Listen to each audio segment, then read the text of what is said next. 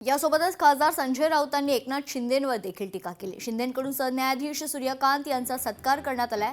सरन्यायाधीशांनी सत्कार स्वीकारणं नीतिमत्तेत नाही। अजित पवार शिंदेंनी सरन्यायाधीशांचा सत्कार केल्याचं विधान संजय राऊतांनी केलंय।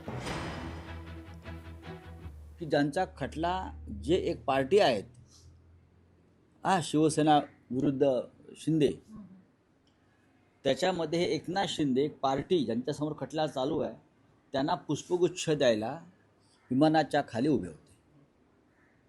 तो हसत हसत जस्टिस सूर्यकांतने स्वीकारला। हे अत्यंत संविधानाच्या विरुद्ध घटनाबाह्य आणि अनैतिक आहे। आम्हाला तारखांवर तारखा का मिळतात आणि आम्हाला न्याय का मिळत नाही हे काल पुन्हा एकदा सिद्ध झालं। पुन्हा त्या न्यायमूर्तींचा सत्कार कोणी केला तर त्या जे पार्टी आहेत या खटल्यामध्ये अजित पवार आणि शिंदे। जस्टिस सूर्यकांतना काहीतरी वाटायला पाहिजे होतं।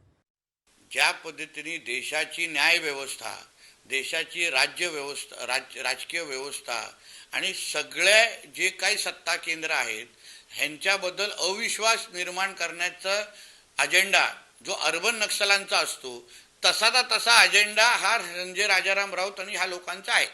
आणि म्हणून त्यांना ना न्याय व्यवस्थेवर विश्वास आहे ना ही कुठल्या दुसऱ्या सत्ता केंद्रावर विश्वास आहे।